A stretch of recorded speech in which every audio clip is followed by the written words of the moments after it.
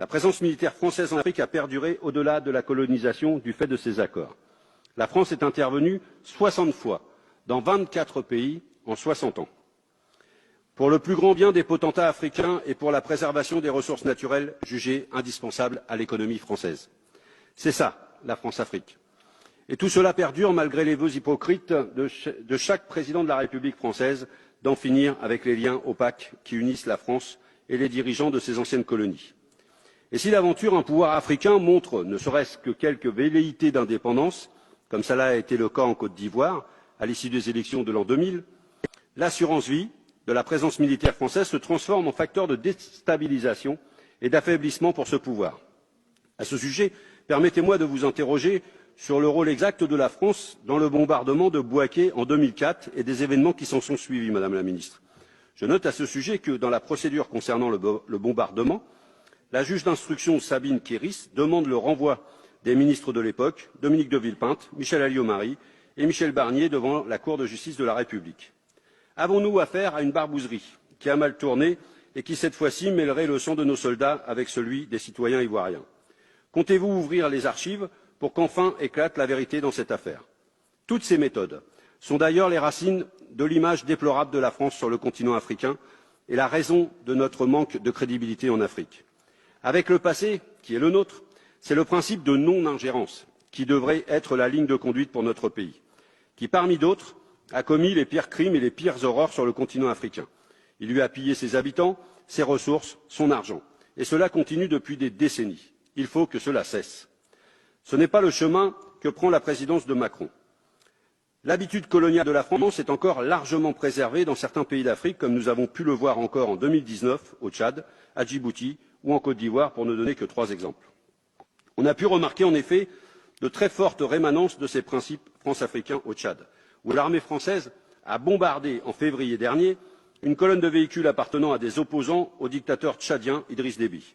Ce chef d'État zélé est protégé contre toute logique par la France, qui le remercie en lui permettant de rester à son poste sans être dénoncé alors qu'il y était depuis 1990. Un pays comme le nôtre peut-il se permettre de protéger un homme qui dirige un État comme s'il était sa propriété et qui n'hésite pas à supprimer ses opposants, à pratiquer la torture, à pratiquer les enlèvements?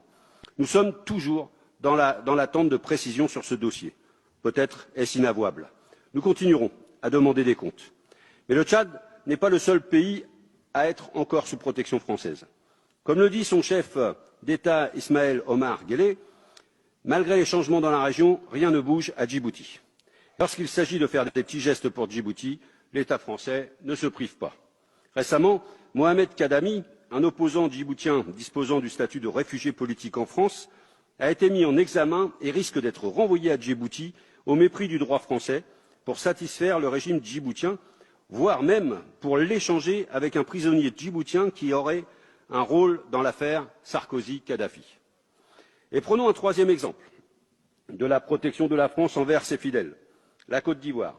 Après avoir acté que l'on ne peut qualifier le coup d'État d'Alassane Ouattara en 2011, la France a permis au nouveau chef d'État d'envoyer Laurent Gbagbo à la Cour pénale internationale. Après 7 ans de procédure, pendant lesquels Laurent Gbagbo était en détention provisoire, en contradiction totale avec les recommandations en la matière de la Cour européenne des droits de l'homme, celui-ci est maintenu en liberté conditionnelle sans pouvoir retourner en Côte d'Ivoire après son procès où il a été acquitté, ce qui est en contradiction totale avec tous les principes de droit. Il semble que les pressions ivoiriennes et surtout françaises aient permis que le principal opposant de Ouattara ait encore des bâtons dans les roues pour l'empêcher de revenir dans son pays à la veille des élections présidentielles de 2020.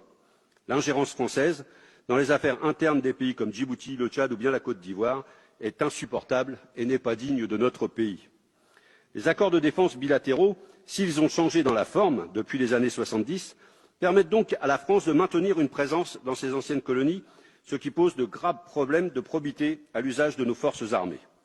Personne ne s'est grandi dans cette récente histoire et la France ferait mieux de travailler autrement en Afrique que d'utiliser son armée pour garantir une stabilité des dictateurs propice uniquement pour les affaires et destructrice pour les peuples. Et ce qui se voit lorsqu'il s'agit de la France-Afrique, c'est que la France pratique un système de 2 poids, 2 mesures, qui n'est pas tenable sur le long terme. Par exemple, En ce qui concerne le massacre de Douéké, en Côte d'Ivoire, dont des commémorations ont eu lieu hier, de plusieurs milliers de personnes par les partisans de l'actuel président Alassane Ouattara, l'armée française n'est pas intervenue. Par contre, lorsqu'il s'agit d'Idriss Déby et lorsqu'il demande à la France d'attaquer ses opposants, nous fonçons les bombarder, tandis que lorsqu'au Mali, une attaque fait près de 160 morts dans un village, la France ne bouge pas. Pourtant, nous avons signé un accord de coopération en matière de défense entre la France et le Mali, qui a été ratifié en 2015. Que ferait la France? Pourquoi a-t-elle été si rapide à attaquer les opposants tchadiens? Pourquoi elle ne réagit pas lorsqu'il s'agit de massacres de Maliens ou d'Ivoiriens? Pourquoi la France s'entête dans une stratégie au Mali qui est en échec? Je pense que le gouvernement se ferait fort de nous éclairer sur cette situation et de revenir sur ce qu'a récemment dit la ministre des Armées, Florence Parly. Je la cite. Serons-nous amenés à intervenir chaque fois qu'on nous le demande? Non, répond-elle. La décision relève in fine de l'appréciation du président de la République. En l'espèce, il n'était pas souhaitable qu'un pays fortement contributeur à la lutte contre le terrorisme et présent sur d'autres fronts soit déstabilisé avec une conséquence ultime, une augmentation de nos engagements en OPEX. C'est dit.